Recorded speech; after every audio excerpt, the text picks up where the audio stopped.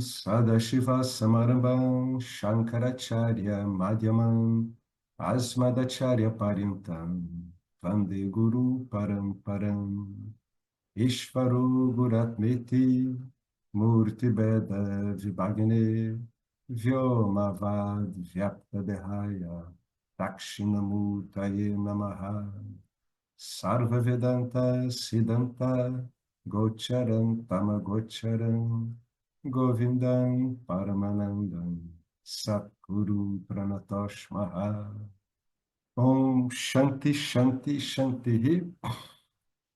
Bem-vindos a mais um encontro da Mundaka Upanishad conforme Swami Paramartananda. Bom, onde a gente havia parado antes? A gente estava falando sobre a natureza do que a gente chama de mundo, né? O estudante tem que ter uma clara ideia do que ele chama de mundo. O que ele chama de mundo é um conjunto de nomes e formas, aos quais, erroneamente, a pessoa atribui a esse mundo o quê? Uma existência própria, né? Então, é como Swami falou no final do parágrafo anterior, olha lá, mundo, a gente botou entre aspas, é uma mera palavra. Assim, esse Namarupa Prapancha, esse mundo, né, de nomes e formas, ele é baseado em Ishvara. Quando fala baseado em Ishvara, está querendo dizer, no sentido de que a substância desse mundo é Ishvara, fundamentalmente. Esse mundo não tem uma existência própria, né? Ishvara aqui está sendo usado como Saguna Brahman, né? Às vezes a gente usa Ishvara como Saguna Brahman, mas o que ele está querendo falar aqui é de Brahman mesmo, né? Esse mundo de formas, de nomes e formas, isso aqui é uma mera palavra, né? Mundo, como assim mundo? O que o Vedanta quer mostrar é que você está vendo a própria existência em si, aparecendo aí como mundo. Agora, se a pessoa chama como mundo ou se ela chama como existência, aí mostra o que ela está vendo realmente. E aí ele continua assim, qual é a natureza desse mundo de nomes e formas, que é como está esse parágrafo aqui, né? Como ele começa o parágrafo seguinte. Ele está querendo dizer que ela consiste de uma variedade de coisas e seres. Isso a gente está se baseando, ele está descrevendo, é um mantra, né? A gente está nesse mantra aqui, ó. Cadê ele? A gente está no. Estamos lá em cima. Estamos aqui ainda no primeiro. Ó, ele está falando aqui do ser, né? Autoluminoso, intimamente disponível. Por quê? Porque agora ele está falando de uma forma diretamente algiva. Como é que eu posso lidar com esse mundo, com esse ser, esse Brahman, né? Esse imperecível, esse Aksharam? Aí ele está dizendo aqui, olha, o que é isso? Ele é autoluminoso, é intimamente disponível para o estudante e para qualquer pessoa, e é conhecido, né, como o grande refúgio, a presença no fundo do coração. Tem umas traduções que colocam aquilo que se move no fundo do coração, tá? Mas significando aí aquilo que está vívido, que é o seu mais íntimo, é aquilo que você percebe em você como mais vívido, né? Só que não é uma coisa, é você em si. Nele se baseia tudo aquilo que se move, respira e pisca. Ele está falando de todos os seres. Conheça esse alto luminoso como ser e não ser, né? Como Sat e Asat, o mais adorável e glorioso, além do alcance do conhecimento das pessoas. Depois ele vai comentar sobre isso aqui, onde a gente está vendo.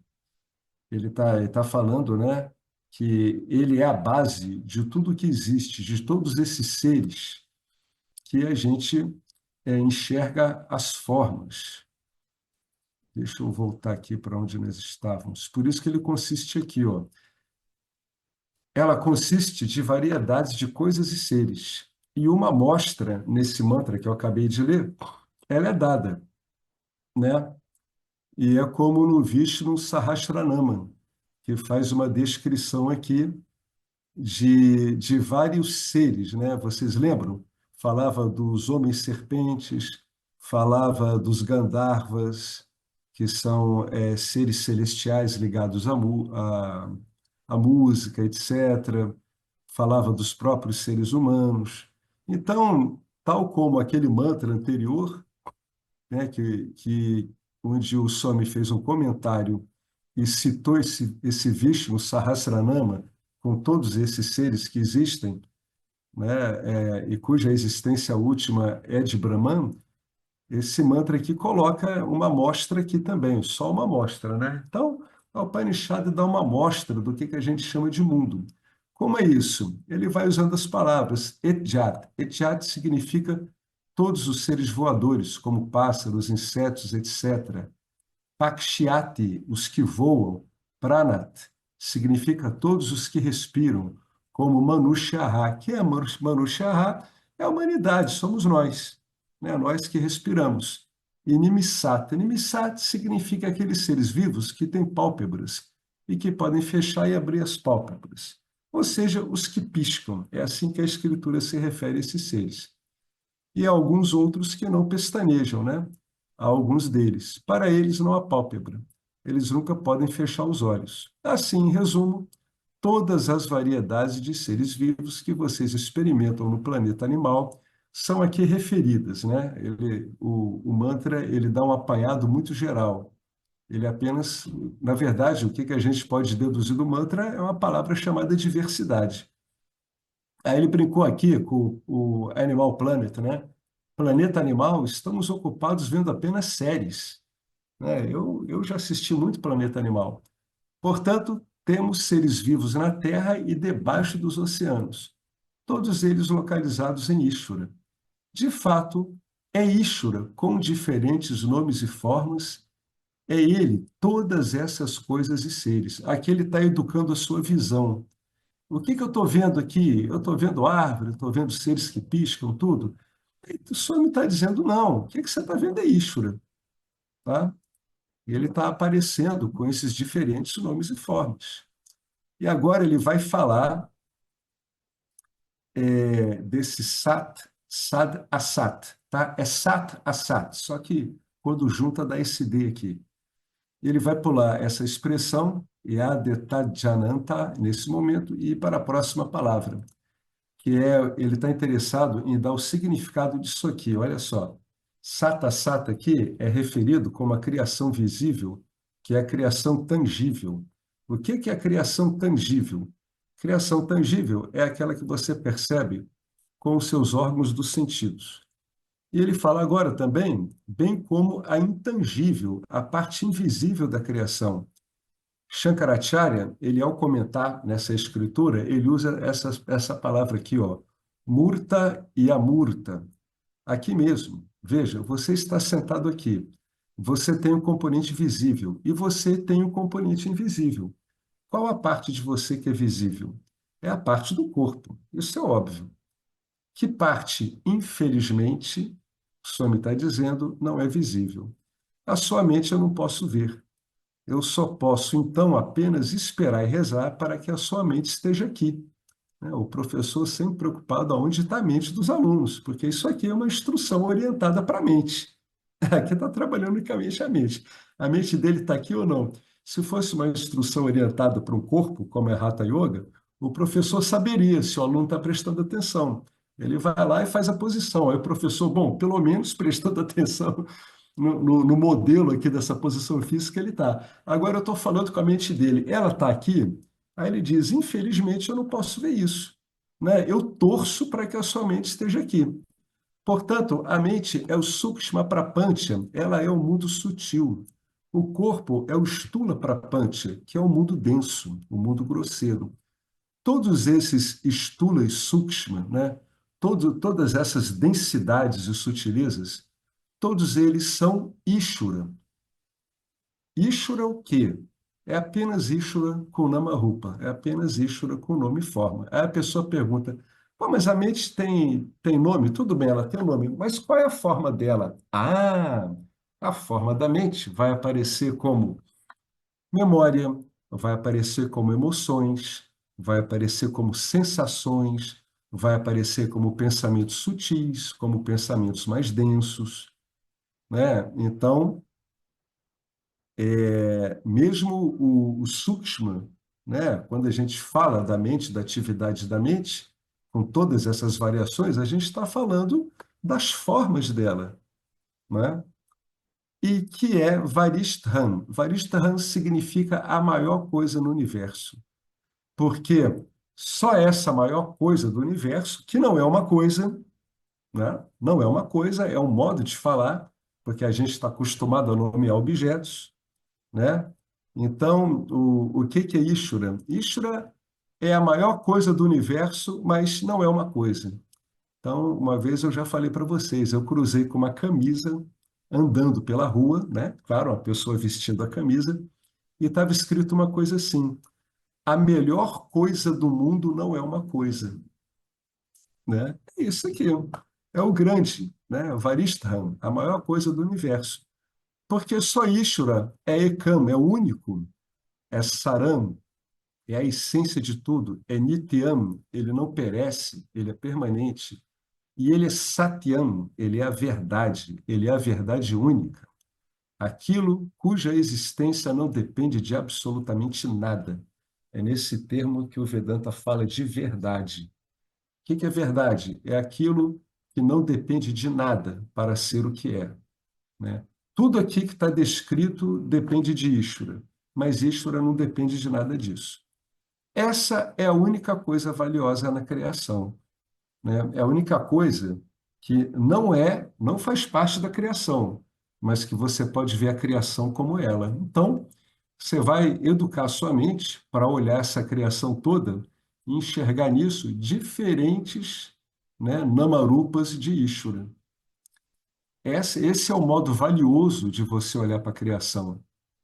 É você ver aí meros namarupas que se referem a Ishvara, todos eles, os que você gosta, os que você não aprecia, os outros aos quais você é completamente indiferente, todos eles.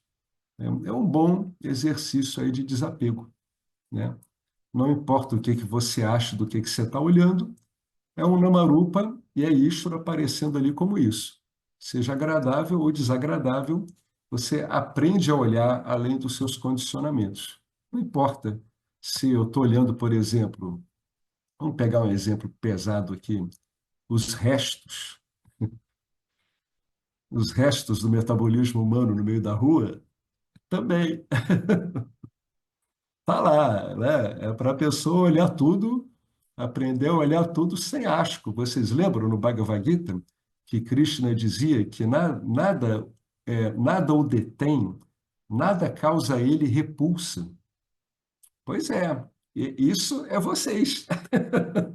No fundo, nada lhes causa repulsa, exceto nós acharmos que nós somos pessoas, né? É porque nós achamos que somos pessoas que a gente fica impressionado com esse monte de coisas, né, que são desagradáveis aos sentidos. Mas quando a sua identificação vai mudando, esses gostos, eles perdem relevância diante disso, né? É uma questão de contemplação, é uma questão de contemplação, né? A sua mente vai ficando ali, e ela finalmente ela para de deter muito da atenção dela nesse monte de nomes e formas e começa a olhar os nomes e formas naturalmente como o próprio Ishvara. Então, olha, o Swami ele é muito exortativo, né? Ele exorta muito os alunos dele, ele incentiva muito os alunos. Então, ele está toda hora dando um toque no aluno. Somente Deus pode ser o verdadeiro e único objetivo da vida. Somente. É bem claro isso. Somente Deus pode ser o verdadeiro e único objetivo da vida. Só Ele é a verdade. E um verdadeiro objetivo da vida só pode estar ancorado na verdade, né? Jesus dizia isso também, né? Eu falo às vezes de Jesus porque Jesus tinha uma pontaria muito boa também. Jesus dizia: Procurai primeiro o reino dos céus e o resto vos será dado por acréscimo. O que que você precisa disso vai lhe ser dado. Mas primeiro procura o ponto de onde você vai viver da maneira real, a maneira que espelha a sua realidade, né? A Upanishad está dizendo que você está correndo atrás de nama e rupa fugazes, ou seja, que não duram nada. E por causa disso não tem qualquer valor. Não se equiparam a você, que é imperecível. Você é o Aksharam. É o Aksharam num delírio total, procurando um monte de namarupa fugazes. A palavra que se usa em inglês para isso é delusion. Delusion, como o professor Arlindo mostrou bem numa aula que eu assisti dele, em inglês, não tem meramente um significado de ilusão. Delusion, em inglês, tem o significado de praticamente uma alucinação. Então, o que que a gente tem aqui com a identificação com o corpo é praticamente uma alucinação, né? E é porque ele está dizendo, não tem valor nenhum. Então, você tem que estar completamente alucinado, né? Sem senso nenhum de sua própria realidade, para ficar atrás desses nomes e formas fugazes. O problema é que praticamente todos estão fazendo isso, né? É por isso que dá tanto trabalho, por isso que é difícil a gente reconhecer a nós mesmos, reconhecer o óbvio. É porque o nosso entorno e aquele entorno no qual nós temos os nossos maiores empenhos emocionais também estão tomados dessa alucinação, né? Às vezes eu falo de alguns ensinamentos do Dom Juan, que era o professor do Carlos Castaneda, naquele ramo de conhecimento, é um Pramana tolteca, né? Ali da origem do México. E o Castaneda ficava muito impressionado e dizia, mas como é que eu vou viver no mundo depois disso? Aí o Dom Juan dizia para ele, você tem que aprender a viver numa loucura controlada, que equivale a você ser um bom ator, sabendo que é um ator, né? Por que loucura controlada? Porque você está envolvido num ambiente alucinado, né? É um ambiente louco. E o que que eu faço nesse ambiente louco? Esse ambiente louco, o meu papel é achar que eu sou uma pessoa. Então, é esse papel que eu vou cumprir quando eu estou lidando com as pessoas. Não tem problema nenhum quanto a isso. Só que vai parecer uma pessoa mais balanceada. Simplesmente porque, no fundo, você não está interessado em nenhum desses namarupa. Aí todo mundo vai achar você muito mais paciente, muito mais ponderado, mas não tem nada demais, é só o seu contato com a sua própria natureza, que ela é autoluminosa, ela é autossatisfatória, que vai dar a você vai dar a você um desapego efetivo, pelo qual você não precisa lutar mais e nem ter discriminação, né? E ele continua, né? Ele toda hora o Swami vai falando dessas coisas para que a pessoa se convença, para que ela contemple profundamente o que ele fala e ela se convença. Repara que o Vedanta, ele tem várias prakriyas, né? Prakriya são modos de ensinar, meios de ensino, né? São práticas, não são doutrinas. Toda prakriya que aparece no Vedanta, ela está demandando o seu raciocínio. Ela está pedindo para que você reflita. Ele continua, ó. É por isso que nunca nos sentimos realizados. Aí ele vai falar dele. Quando eu era criança, eu pensava que, uma vez que eu tivesse obtido um diploma, haveria realização. Tu vê que desde criança ele está pensando em realização. Portanto, matrículas, matrículas e mais matrículas. Admissão no LKG, né? Que é tipo um supletivo deles. Depois, o 10º ano é importante. Em seguida, o 12º ano é importante. Agora, a faculdade de engenharia que é importante. Terminou o curso? Corra atrás de trabalho, trabalho, trabalho. Ok, você arrumou um trabalho e depois? Você já sabe, né? Uma esposa. Vá atrás de uma companheira, uma mulher. E depois? Corra atrás dos filhos, né? Dos seus rebentos. Temos andado atrás de algo. Então, agora, uma casa para cada filho. Nós queremos obter uma casa para cada um deles. Depois vão vir os netos. E todos eles estão vindo e indo.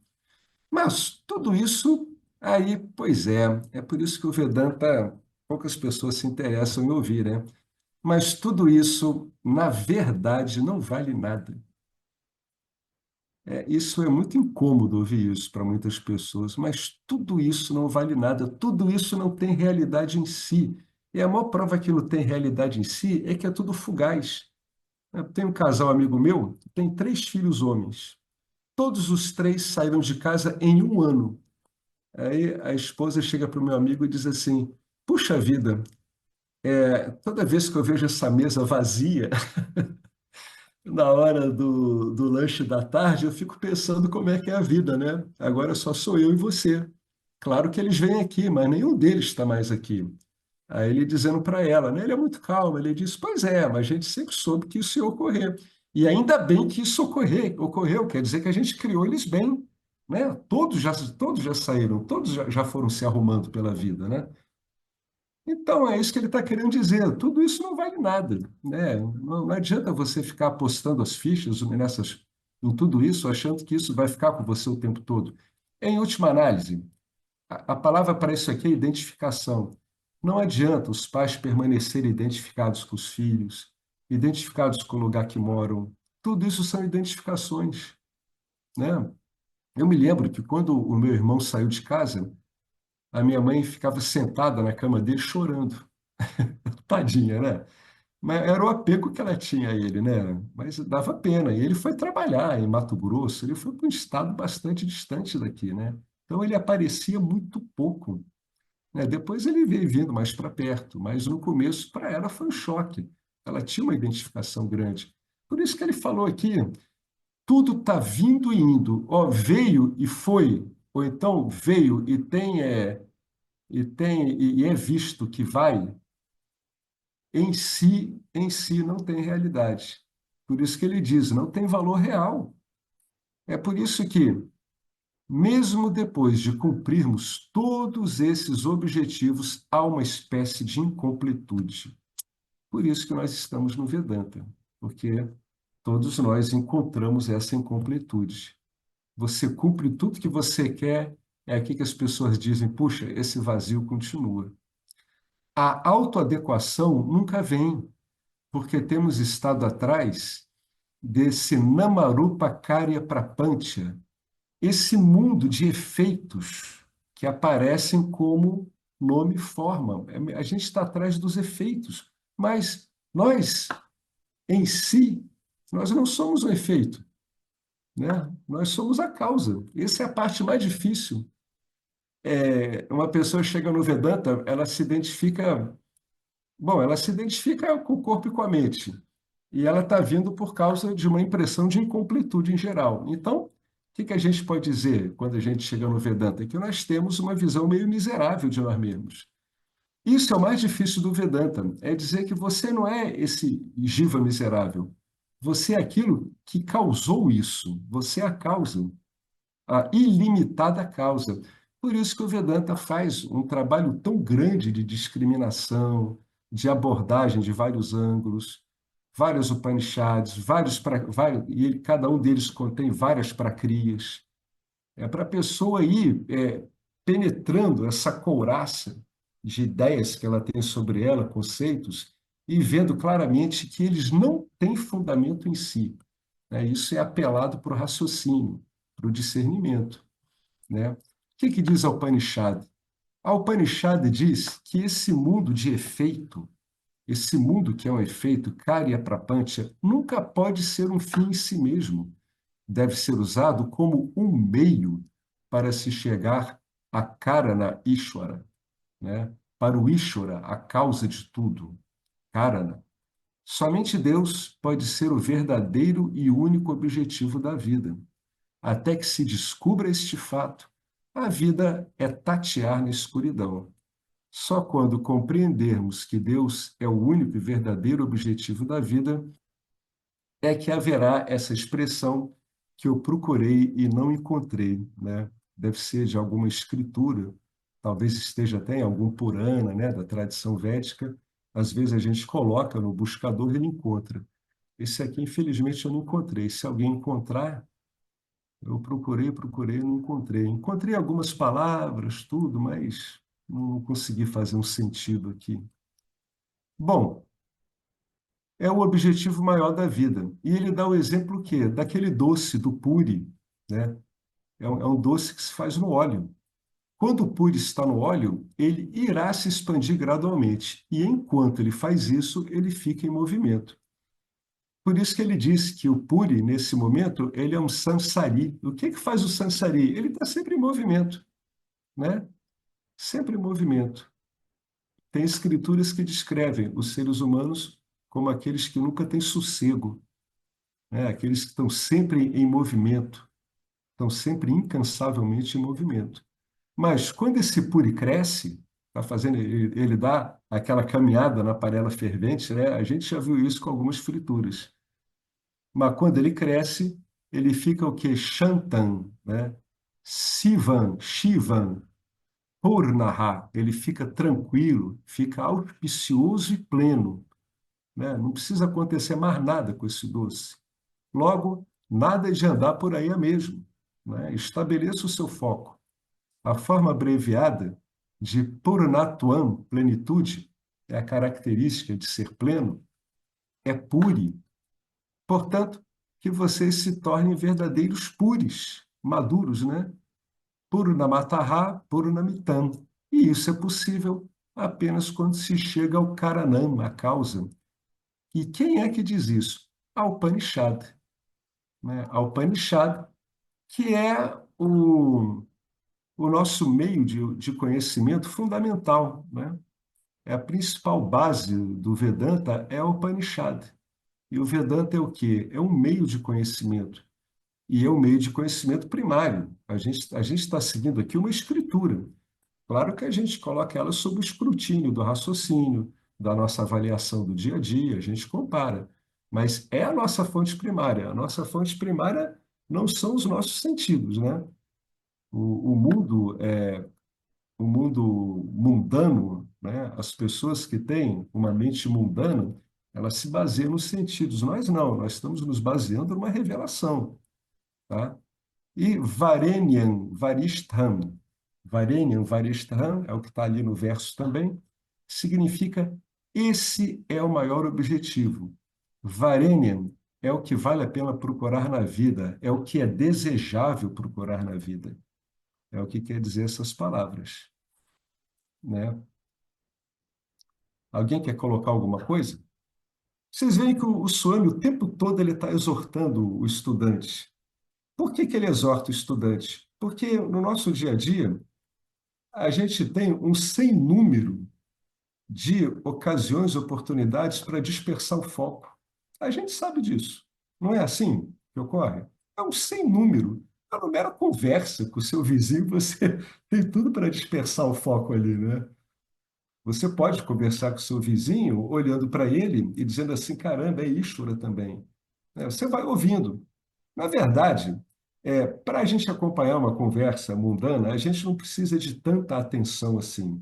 Se a gente vai virando um bom ouvinte, e o Vedanta acaba te deixando um bom ouvinte, a gente pode usar um pouquinho da nossa atenção para acompanhar a conversa e realmente, né, poder dar andamento à conversa, mas a gente pode ficar com o foco mais centrado em nós mesmos e curtindo aquele interlocutor como Ishvara que nós somos também. Isso é um modo muito legal de ouvir outras pessoas. Por incrível que pareça, a gente fica mais interessado no que a pessoa está falando. Isso eu falo por experiência própria. Eu nunca tive muita paciência para ter conversa com as pessoas, que eu sempre ficava pensando junto com elas, que é uma coisa muito comum. Mas isso aí não ajuda em nada, né?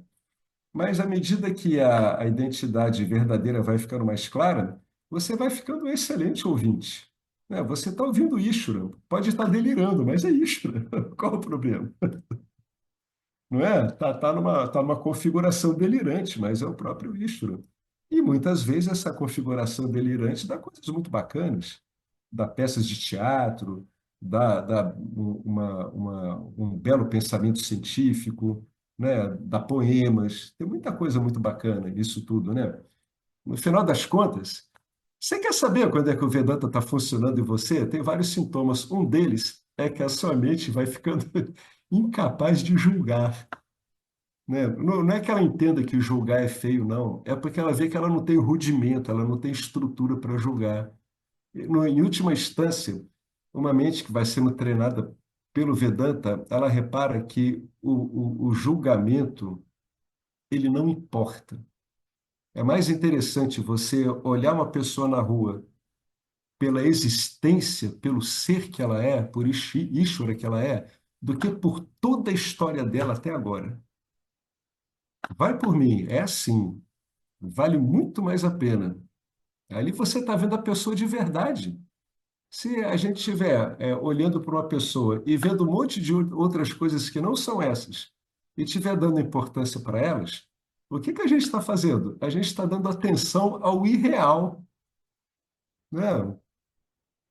É o irreal. Isso é um bom treino. É por isso que a capacidade de julgamento vai acabando. O que que importa? O que que a pessoa fez ontem? Qual é a vida dela? É o próprio Ishvara, que está ali como um mendigo ali, com várias deformidades, é o vendedor ali de suco da loja. Isso que é bacana, isso é ver a outra pessoa realmente. Isso é olhar a realidade das outras pessoas, né? A sua mente, quanto mais ela for ficando assim, mais você vê que está funcionando, né? Água mole em pedra dura, tanto bate até que fura, e fura mesmo, né? Vocês querem falar alguma coisa? Se puder, à medida que vai lidando no dia a dia e se lembrando desses detalhezinhos, isso pode ajudar bastante. O Swami continua aqui. Varenyam é varaniyam. Varanam significa procurar. Vem dessa raiz aqui, ó, vru, vru, que significa procurar. Varanyam significa vale a pena procurar. Por que que ele está falando muito isso? Porque essa palavra, ela aparece num mantra belíssimo chamado Gayatri Mantra. Vocês conhecem o Gayatri Mantra? Om Bhurbhuva Swaha. Então, ele coloca aqui, Varanyam sozinho em sânscrito, quando não tem nenhuma outra palavra junto dele, torna-se Varenyam. No famoso Gayatri Mantra, também, Tat Savitur Varenyam. Nós estamos lembrando que no início da manhã, durante o Gayatri Japa, invocamos o Senhor Gayatri ou Gayatri Devi. É, na verdade, a Senhora Gayatri, né? Porque é uma deusa. Então, aqui está errado, ó. Aqui é uma misoginia da minha parte. Tá? Senhora, é a deusa Gayatri, né? A deusa ou Narayanaha. Aí ele sai colocando aqui. Na Surya Bimbam forma, né? Então ele está querendo dizer que a deusa na forma de sol, né? Surya Bimbam, forma do sol. Esse Narayana é muito usado para se falar de Deus, né? Então aqui ele aparece como um nominativo aqui para dizer que ele que é o sujeito aqui desse predicativo aqui. É Narayana na forma, né? É o próprio Deus. Narayana é um outro modo de se falar de Deus, né? Narayana na forma do sol, né? É uma invocação ao sol. E lembramos, ó Senhor, Tu és meu verdadeiro objetivo. Sem dúvida, consegui educação adequada e eu corro atrás de dinheiro, mulher e filhos. Mas eu estou a lembrar-me regularmente que só tu é o verdadeiro objetivo. Só tu é o verdadeiro objetivo. Eu tenho que lembrar disso. Caso contrário, vamos nos deixar levar pela vida familiar, né? Aqui ele botou várias palavras, tem uma aqui que se refere a crianças, etc., né? E o verdadeiro objetivo da vida é esquecido, adverte a Upanishad, né?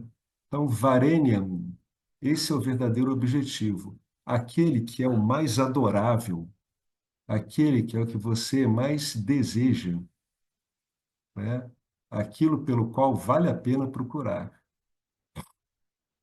Portanto, o que que você deve fazer? Aí sim, aí ele volta para essa expressão em sânscrito aqui, que ele tinha pulado lá em cima, quando ele foi falar. Sat é a Sat se referindo ao mundo denso e ao mundo sutil. Lembra que ele pulou? Agora ele pode vir para cá e falar. Portanto, o que que você deve fazer?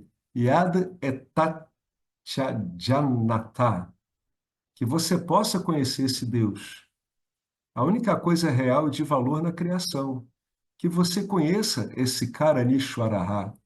Etat Janata. A Upanishad está a instruir todas as pessoas. É para que você saiba onde você deve ir, né? É para que você saiba aonde você deve ir. Você não precisa ir a lugar nenhum, né? É uma brincadeira, né? Aonde você deve ir pelo Vedanta? Você não deve ir para lugar nenhum. Pronto. É. Que peregrinação eu devo fazer? Nada. Onde você está ótimo, entendeu? Você não precisa ir a lugar nenhum. Basta desviar a sua atenção do componente mutável do corpo e voltá-la para o componente imutável do corpo. Do corpo que ele fala aqui é associado ao corpo, que está presente nesse complexo corpo-mente, né? Bastando fazer isso, você descobre Deus, o Atma em você, né? É aquilo que é tão próximo de você que não dá para você divisar como sendo algo diferente de você, né? Não é compreensível como algo, e sim como você mesmo. É assim que se experiencia o ser, experienciar entre aspas. Não é uma experiência, porque isso não tem começo, nem meio, nem fim, né? Sem você, aparece alguma experiência para você? Nenhuma. Não tem como. Impossível. Absolutamente impossível. Quando a gente está numa experiência assim, que outras pessoas participam dela, às vezes a mente pode criar questões. Ah, mas essas outras pessoas estão tendo a mesma experiência. Não é verdade, não estão tendo a mesma experiência. Tá? Mas vamos supor que estejam. Então, quando fica complicado investigar assim, você investiga o componente da sua mente, que esse só diz respeito a você mesmo. É possível passar algum componente mental diante de você sem você lá? Não, isso é absolutamente impossível. Se é para ir, entre aspas, vá cada vez mais profundamente para você mesmo, para o seu âmago. No final das contas, você vai lidar com algo inexprimível. E no começo você não vai dar muita importância, porque a gente está muito acostumado com o quê? Com sentidos, com formas, com nomes, né? Depois de um tempo é que a gente começa a dar o verdadeiro valor que isso merece. Isso entre aspas, né? Nós começamos a dar a nós o verdadeiro valor que merecemos como a existência pura e simples, né? Quando a gente fala em desviar a atenção, aqui entra o preparo mental, tá? Todos aqueles preparos que tem, num daqueles componentes de qualificação, a disciplina, ele é relacionado a você gerenciar a sua atenção, né? Quanto mais preparada a sua mente, mais você gerencia a sua atenção com facilidade. Então, a prática devocional ajuda. Por quê? Prática devocional, que aí o Vedanta vai chamar aqui de Karma Yoga e também vai chamar de Upasana Yoga. O Upasana seria meditação, e o Karma Yoga é atitude, né, diante do campo dharma. Qual é a vantagem desse componente devocional na prática? Isso é sempre bom lembrar. O que que faz a devoção? A devoção, a verdadeira devoção, ela pega todos os seus movimentos de atenção, que na verdade estão se dirigindo para objetos desejáveis, não é isso que a atenção faz? Ela se move em direção a objetos desejáveis. Nem que ela queira ter por algo medo e aversão, né? Eu acho aquilo ali horrível. Aí começa a falar que coisa horrível, que coisa horrível. Ela está numa relação ali de atração com aquilo. Então, o que que a devoção faz? Ela pega todos esses movimentos da atenção e ela coloca num ponto só, em um Deus dual que você adora. Então, ela normaliza sua atenção num vetor só. Ela vai ajudando a você estabilizar o seu foco de atenção. Então, tirando meramente, né, o componente devocional, que é um componente emotivo, você galvaniza todas as suas emoções e joga só para Deus, em vez de ficar com elas espalhadas por aí, também existe nisso um resultado que dá um condicionamento mental de conseguir se fixar em algo, né? Então, é aqui que aparece, ó. Como é que eu vou me encontrar em cada experiência? Usando a sua própria atenção. Fazendo o quê? Repousando essa atenção em mim mesmo, porque eu sou a única coisa que não vario em todas as experiências, né? O mindfulness, ele trabalha mais ou menos isso, mas não tratando como uma pracria, assim, em detalhe, no contexto grande. Mindfulness, a pessoa fica com o que ela tem, mas ela caminha junto com os objetos também. Aqui não. Aqui o foco é você. Você é a fonte da atenção que você está lançando em direção ao mundo. É isso que ele está querendo dizer aqui. Desviar sua atenção do componente mutável é fazer com que a sua atenção retroceda ao seu ponto de partida. Aí tem alguns textos que falam que deixa a sua atenção repousar em você mesmo. É simplesmente isso. É você manter a maior parte dela em você mesmo, porque a sua atenção é você em movimento. É você animando o trabalho da mente em focar esse monte de coisas, né? Você vai se acostumando a repousar em você mesmo. Como que? Como que você é, que é aquilo que não muda, né? Isso é um gerenciamento de atenção. Então, a pessoa que tem uma prática devocional, ela tem uma facilidade maior em fazer isso, tá? Ela tem mais segurança em fazer isso. Uma verdadeira prática devocional tem esse efeito, né? Fora outros. Por isso que o Vedanta, ele não dispensa a prática devocional. É a melhor purificadora de mente que tem. As pessoas vêm para o Vedanta, isso é meramente intelectual. A pessoa nem sabe o que está falando, né? Para ela conseguir falar alguma coisa, ela tem que ficar um tempo estudando, assimilando esses conceitos, aplicando ela no dia a dia dela, né? Então, então diz o Upanishad, só este conhecimento é o verdadeiro conhecimento. Aí a gente volta lá em cima, lá no começo, quando o estudante, o Shaunaka, procurou o professor, o Anguirás, e perguntou para ele uma pergunta sobre conhecimento. Olha só, o que é aquilo que, uma vez conhecido, torna tudo o demais conhecido? Como é uma pergunta sobre conhecimento, a primeira coisa que o professor fez foi organizar a cabeça do Shaunaka no que dizia respeito ao conhecimento. E ele disse, e o Anguirás disse para o Shaunaka, olha, temos dois tipos de conhecimento, o conhecimento superior e o inferior, né? Em última instância, o inferior, a gente está dedicado aos namarupas. E o superior, que é o paravidya, é aquele conhecimento de si mesmo. É esse conhecimento que você está querendo. Ele falou para o estudante. Ele arrumou a cabeça do estudante por causa da pergunta que o estudante fez. Então, esse é o verdadeiro conhecimento, o conhecimento superior, paravidya. Paravidya, a expressão paravidya, no primeiro capítulo da primeira sessão da Mundaka Upanishada. Nós falamos sobre paravidya e aparavidya. Somente Ishvara Yanan, o conhecimento de Ishvara, é o verdadeiro conhecimento. Saber de qualquer outra coisa é apenas o conhecimento inferior, é o conhecimento de nome e forma. Se o seu objetivo é se libertar, esse conhecimento, aparavidya, não vai te ajudar. Não é isso, né? Ele é útil, mas não para a libertação. Usem aparavidya para chegar a paravidya, né? Agora, ele fala, acho que a última frase desse verso, Param Vinyananad Pradjanam. Ele está dizendo aqui, ó, que no mantra, essa expressão Pradjanam, Vinyanam, refere-se ao conhecimento inferior, a Paravidya.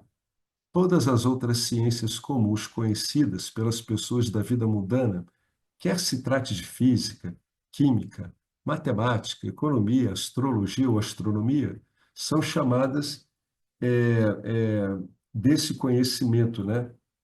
É o conhecimento de Namarupa, é o conhecimento inferior. Pradhanam e Vinyanam, ou seja, a Paravidya. Em inglês, a gente chama de ciências materiais, tá? Comparado com todas as ciências materiais que não vão liberá-lo, esse conhecimento, tá? Aqui tem um erro de artigo, é comparado com todas as ciências materiais que não vão liberá-lo, este conhecimento, o conhecimento libertador, é o verdadeiro conhecimento. É o único que fala da realidade mesmo do mundo. Qual é a verdade do mundo? Use o seu conhecimento material para compreender esta verdade única. Ishvara Yanan, o conhecimento de Ishvara, que você o obtenha. Ishvara Yanan é a essência deste mantra número um. Conheça a Deus é a mensagem. Use o seu conhecimento material, para quê? Para ter discernimento de que o conhecimento material não vai liberá-lo. Para isso que a gente usa o conhecimento material. A gente usa o conhecimento material, sabe para quê? Para se desapegar dele. Você vê que ele não dá o resultado de liberação. Ah, eu quero um conhecimento material. De que tipo? Quero aprender a fazer uma chave para entrar aqui em casa. Quero aprender a lidar com um computador.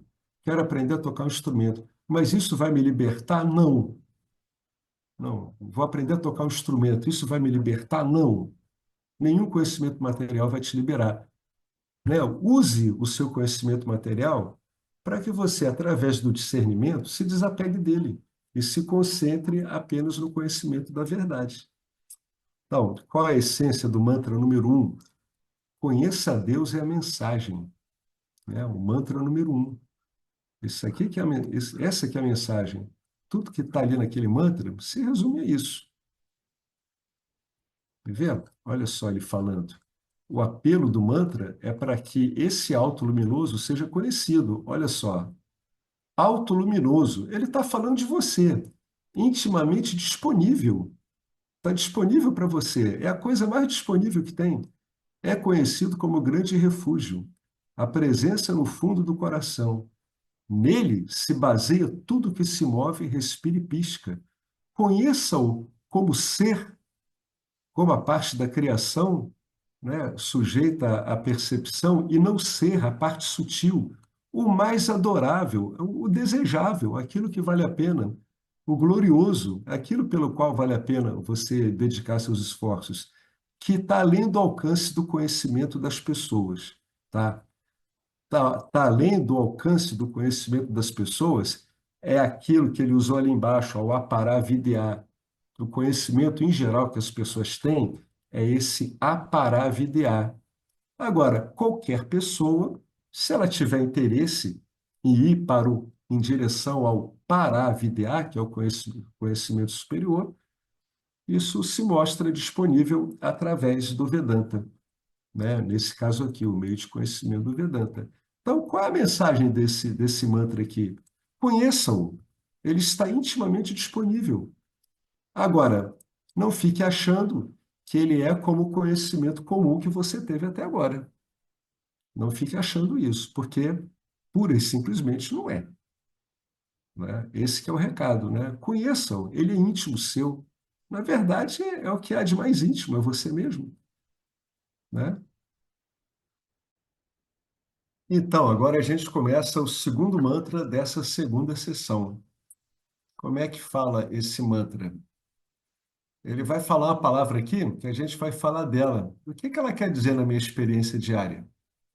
Este que é brilhante, Artmad, brilhante, que é mais sutil que o sutil, e no qual se encontram os mundos e seus habitantes, é o imperecível Brahman.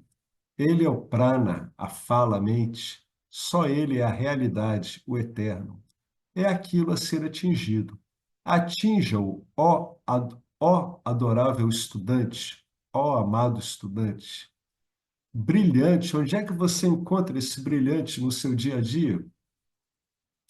Brilhante, aquele que ilumina tudo, que é brilhante por si mesmo, que brilha por si mesmo. Você, você que fica evidenciando todas essas suas experiências, é esse brilhante. Graças a você, o brilhante, é que tudo o que se passa aí é visto, anotado, né? Você permite que todas essas experiências ocorram. É o mais sutil que o sutil.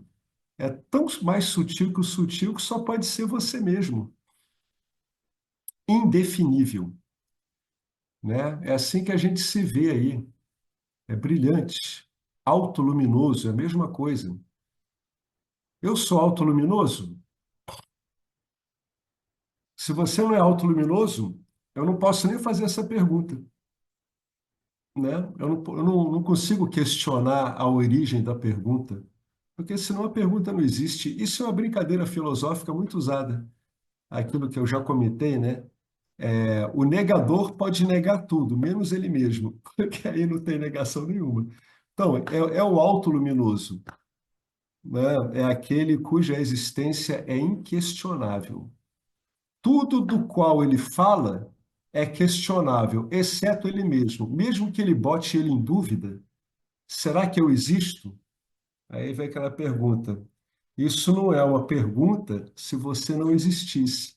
Como a pergunta está existindo, está demonstrado, né, como queríamos demonstrar.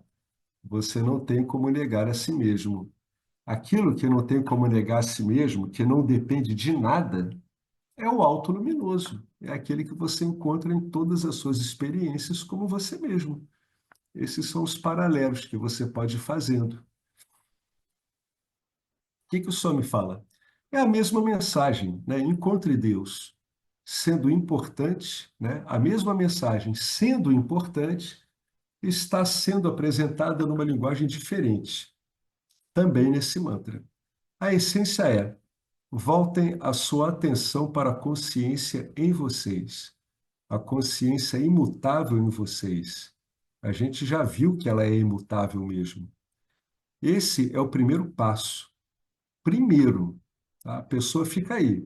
E depois, conecte isso ao ensinamento da sessão anterior. O ensinamento da sessão anterior falava sobre o quê? Falava sobre o Karanishwara, a Ishvara como a causa de tudo. É a mesma consciência.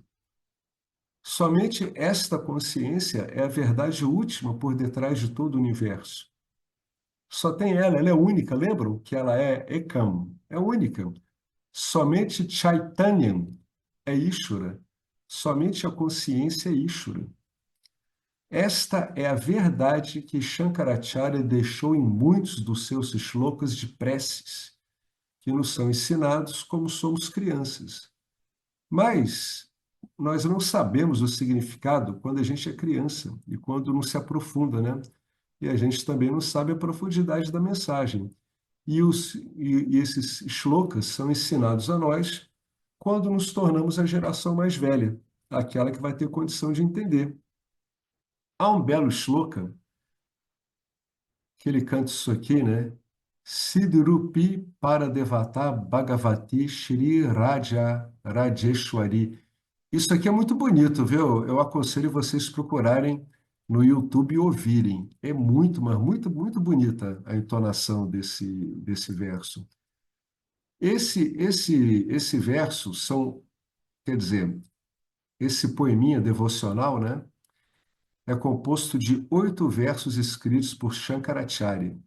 Neles, a descrição dessa deusa, Radha Rajeshwari, é dada em muitas palavras, mas há uma palavra que geralmente nos escapa. E você sabe qual é? Todos os slokas, né? Todos eles terminam na quarta linha, né? São várias estrofes, assim, a palavra é essa.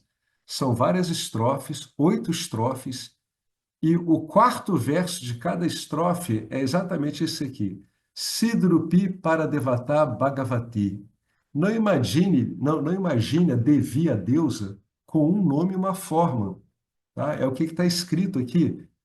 Chidrupi é aquela cuja natureza é consciência. Essa primeira palavra aqui, ó, Chidrupi é aquela cuja natureza, cuja essência é consciência. Por isso que ele fala aqui, ó, não imagine a Devi, né, Rajeshwari, com um nome e uma forma. Devi, como nome e forma, é Satyam ou é Satyam? Notícias perturbadoras para os devotos. Como nome e forma, com ornamentos, é algo lindo. Para um estudante básico, essa Devi é Namirupa. Shankaracharya está dizendo, ô estudante, gradualmente você vai entender que Devi não é um Namarupa, né? Ela é Chidrupi. A natureza dela é consciência, é o princípio consciência sem forma. Nós mecanicamente cantamos. Outro, né? É outra invocação agora para essa deusa, Lalita Sharasranama. E aí um dos nomes é Chit Saktihi, Satchitananda Rupini. É aquela cuja natureza, né? É aquela, porque está aqui no feminino, é aquela cuja natureza é Sat Chit Ananda. Sat significa existência, Chit consciência. Comece com Bhagawan como Namarupa, né? É aquela coisa da parte devocional dual. Comece assim, isso funciona. E termine Bhagawan como princípio consciência. É o que está sendo dito aqui. Ele falou essa palavra, ó, Yadartmat. Artmat significa luminoso, com feixes de luz, literalmente. Mas o significado final é luz da consciência, que é o equivalente à palavra usada no mantra anterior, né? Para a luz da consciência, que palavra usamos? A gente usou o tal do Aviri, que quer dizer autoluminoso. Olha só, né? Teste mensal, mas não se preocupem. Quanto aos alunos ausentes neste dia aqui, melhor não virem. Ele fica botando pilha. Eu costumava dizer, o aluno mais novo deve preparar o resumo deste capítulo em particular, um capítulo da Gita. Na próxima aula, eu vou pedir para alguém resumir este capítulo em particular. E eu então dizia que isso cabia ao aluno mais novo. Eu já ensino há 37 anos. Naquela época, eu era o mais jovem. Então, Somidi, você é o mais jovem, então você mesmo vai fazer. Por isso, eu também tentei métodos diferentes de testar os alunos, fazer exames. Uma moça então me disse, Somidi, ontem à noite eu não consegui dormir nada. Eu fiquei andando para cá e para lá estudando. Por causa do medo, eu também fui ao banheiro várias vezes. E, tendo ouvido todas essas coisas, decidi parar de testar os estudantes. Se forem sinceros, irão compreender corretamente. Caso contrário, no mínimo terão punham, terão mérito por estudar Vedanta. Você vai conseguir punham, certamente. Então, eu parei com todos esses tipos de testes. De qualquer forma, eu vou lhes dar a resposta para esta pergunta. Artimato do segundo verso, desse aqui que a gente acabou de ver, é o mesmo que o Aviri no primeiro verso. A consciência Bhagawan. Aviri é autoluminoso, né? Tem muita essa analogia de ser uma luz. E aí, por isso que eu falei, onde eu encontro essa luz na minha experiência diária? Você. Luz é aquilo que torna tudo possível, é aquilo que torna tudo consciente, é aquilo que torna tudo passível de ser entendido, visto, experimentado por você. Isso é que é aquilo que é luminoso, né? Ele ilumina aquilo que não tem luz, certo? Aquilo que não tem luz própria. Autoluminoso é aquele que tem uma luz própria. Então, ele terminou aqui, né? Ele deu esse comecinho do verso 2 e a gente vai continuar com o mantra 2 no texto seguinte, que é a aula 21 do Swami, tá? Alguém quer fazer algum comentário sobre isso que a gente falou aqui? Então, como ninguém fala nada, eu sempre acho que está tudo muito bem. E deve estar mesmo, né? Ô, Essas Alex, pessoas, essas eu dei uma pessoas que... pesquisa, tá ouvindo? Ah, Eu dei uma tô. pesquisada e naquela frase lá em sânscrito que você não falou que não encontrou, realmente está difícil. A única citação que eu encontrei é do próprio Swami Paramartananda, num Hum. texto que chama Vairagya Shataka.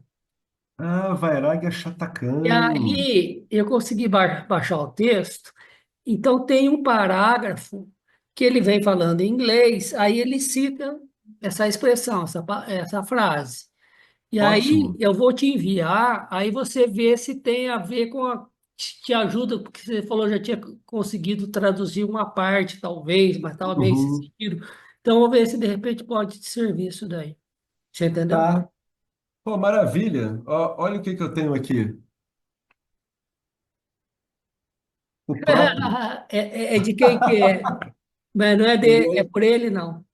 não, é de um sábio chamado Bhartrihari. Ah, não, então, é esse daí, é o autor do Vairagya. Ah, você está falando do comentário do Paramartananda. Ele pega, ele traz o texto e faz os comentários, tá? Ah, ótimo. Manda para mim, sim. Vai ser Tá? Isso ótimo. daí parece que é uma coleção de uns 100 aforismos, mas eu acho que é isso, né? Desse texto aí. Sim, Pelo que eu li, sem aforismos, então é isso aí. versando sobre o desapego. Exatamente.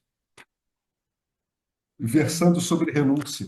tá. Eu vou te Ah, enviar. manda para mim, sim, que aí Tá. eu adiciono aqui, entendeu? Aí, né, você vê o que ele faz, o comentário, ele deve explicar um pouco o que está em sânscrito ali, entendeu? Sim, sim, com Está em certeza. inglês, né? Facinho, eu joguei até no tradutor É. aqui.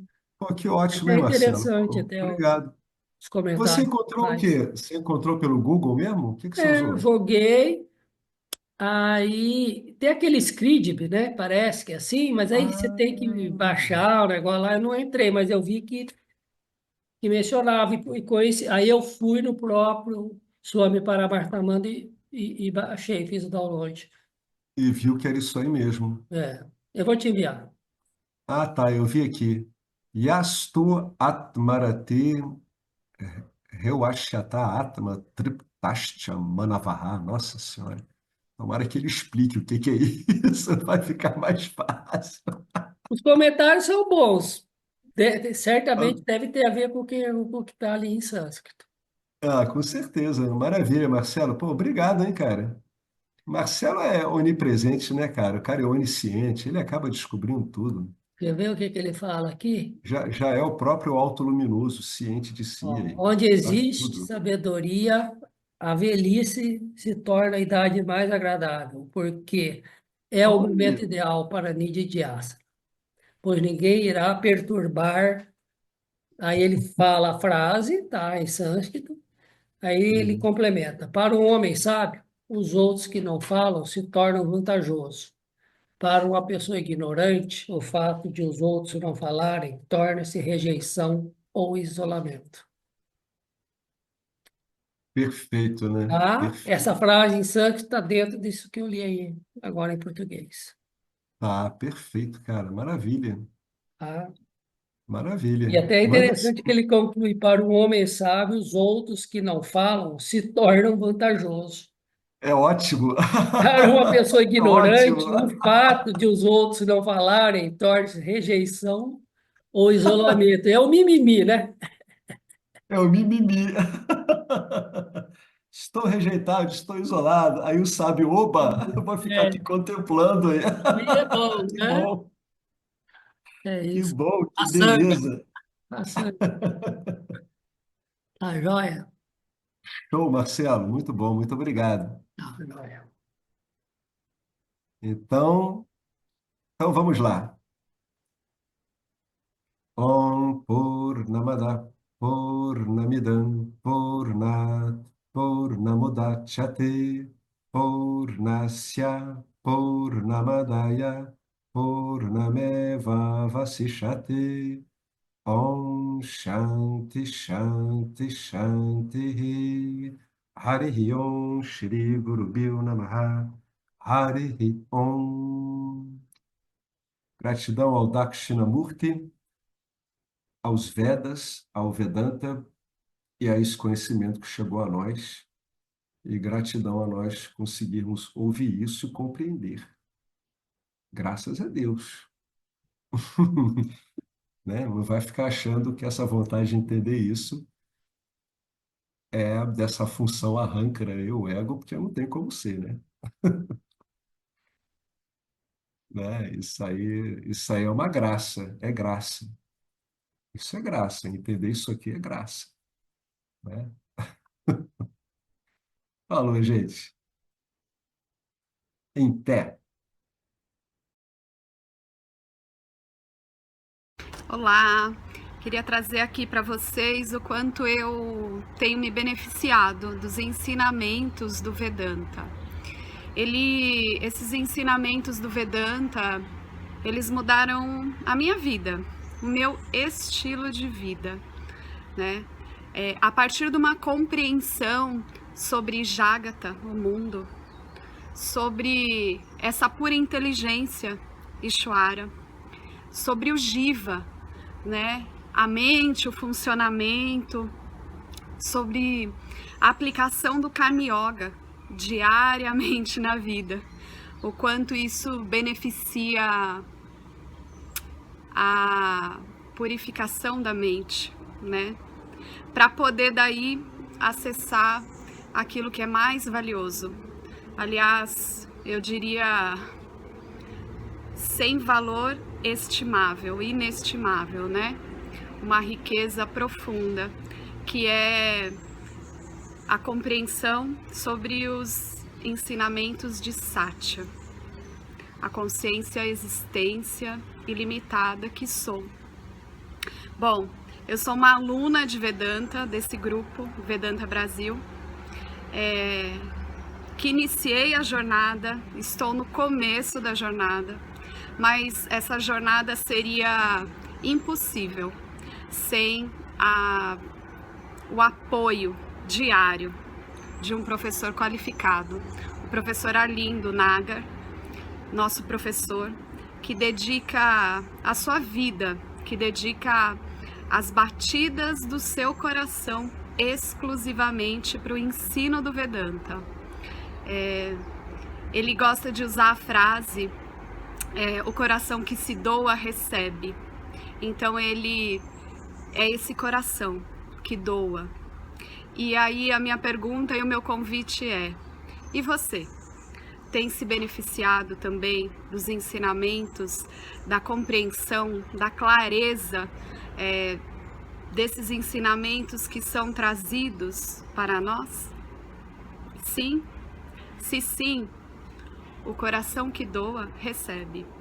Então o convite é: se você se beneficia, você pode também fazer uma doação. Essa doação, ela é necessária, apropriada, para a manutenção, né, desse ensinamento vivo diariamente para nós. E é um convite para que a gente possa nutrir esse grupo com o dar e o receber. E se você se beneficia, tenho certeza, qualquer valor mensal é suficiente. É o valor que o seu coração sentir, mas é um valor apropriado.